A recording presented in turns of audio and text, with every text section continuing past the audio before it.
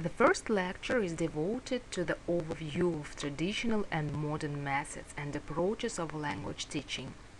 Language teaching is a very complicated process, and usually in this process we combine traditional and modern approaches. For effective teaching, we should feel what approach and methods to use in this or that situation. It depends on many factors, on your situation, on the student's capacity or pupil's capacity.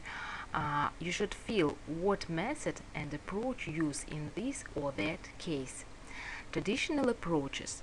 We usually refer three main methods to this approach.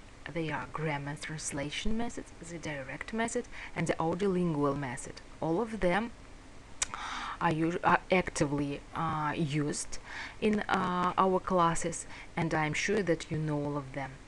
Modern approaches, natural approach, the communicative approach, it is also abbreviated as CLT, the silent way, suggestopedia, dissuggestopedia, community language learning, or counseling learning we can call it, task-based instruction or approach, total physical response method, the oral approach and situational language teaching, the eclectic approach, and post method.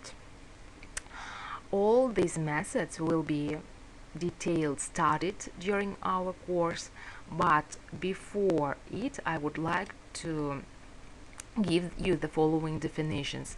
Definition of acquisition, восприятие, learning, изучение, обучение, approach, a method, technique, syllabus, and curriculum. First of all, let's begin with the curriculum. Curriculum is broadly defined as the totality of students' experiments that occur in the educational process. It's a planned sequence of instruction or to a view of the students' experiences in terms of the educator or school's instructional goals. Curriculum, it is a set of learning goals articulated across grades that outline the intended content and progress goals at a particular point in time throughout the school program. Curriculum may be tightly standardized and may include a high level of instructor or learning autonomy. Many countries have national curricula in primary and secondary education, such as the United Kingdom's national curriculum. And also in Kazakhstan we have national curriculum for primary and secondary education and even for higher education. Then syllabus. The noun syllabus comes from the Latin word syllabus, meaning list. When you teach a class, you may be required to make an outline of what you will expect the students to do in your class. That's the syllabus. A syllabus could mention the topics that will be covered each week, or it can be a detailed synopsis of every reading assignment, homework, or exam question. Syllabus style is a teacher's choice. The syllabus is a contact between faculty members and their students, designed to answer students' questions about a course, as well as inform them about what will happen should they fail to meet course expectation. Then, over time, the notion of a syllabus as a contact has grown more literal, but is not in fact an enforceable contract. Language acquisition. Language acquisition is a process by which humans acquire the capacity to perceive and comprehend language, as well as to produce and use words and sentences to communicate. Language acquisition is one of the quintessential human traits because non-humans do not communicate by using language. Language acquisition usually refers to first language acquisition, which studies infants' acquisition in their native language. This is distinguished from second language acquisition, which deals with the acquisition in both children and adults of additional languages. Then, learning. Learning is an act of acquiring new or modifying and reinforcing existing knowledge, behaviors, skills, values, ценности, or preferences, and may involve synthesizing different types of information. The ability to learn is possessed by humans, animals, plants, and even machines. Progress over time tends to follow a learning curve.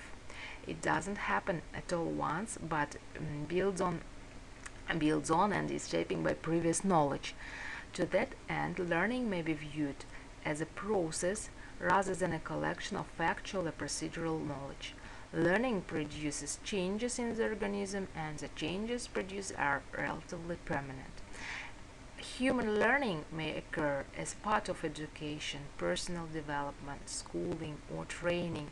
It may be goal-oriented and may be aided by motivation. Next, definition of approach, method, and technique. The difference between technique, method, and approach can be explained as follows. An approach, it is a set of correlative assumptions dealing with the nature of language teaching and learning. An approach is axiomatic, не требующий доказательств. First describes the nature of the subject matter to be taught. When we use the term approach, we mean that an idea or theory is being applied, that whatever the teacher does, certain theoretical principles are always borne in mind. Then, approach, it is a set of assumptions about the nature of language and language learning, and doesn't involve procedure and provide any details about how such assumptions should be implemented into the classes. Such can be related to second language acquisition theory. There are three principal approaches. First is a structural view, treats language as a system of structurally related elements to code meaning, for example, grammar. Then the functional view sees language as a vehicle to express or accomplish a certain function, such as requesting something.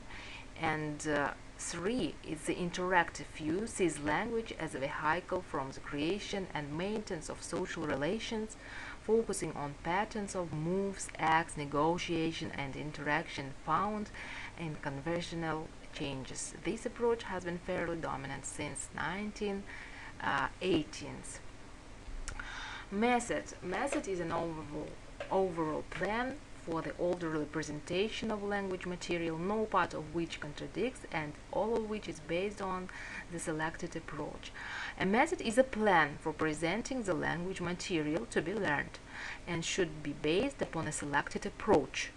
In order for an approach to be translated into a method, the instructional system must be designed considering the objectives of the teaching, how the content is to be selected and organized, the types of tasks to be performed, the roles of students, and the roles of teachers. Like an approach, a method may either be structural, functional, and interactive. For example, grammar, translation, and audiolingual method. It's a structural approach. Examples on functional methods include the oral approach, situational language teaching. Example of interactive method includes the direct method, the series of methods, communicative language teaching, language immersion, the silent quiz, the suggestipedia, the natural approach, total physical response, and other. An approach is axiomatic, and method is procedural. It consists of a number of techniques. Within one approach, there can be many methods. A technique is an implementation that actually takes place in classroom. A technique is very specific, concrete, and designed to accomplish an immediate objective. Such are derived from the controlling method and from the approach, less directly from the approach. Techniques must be consistent with the method and therefore in harmony with an approach as well. And a technique is one single procedure. This is a system. Yeah, you see that methods, they are included in approach, and techniques, they are included in methods. Thank you very much.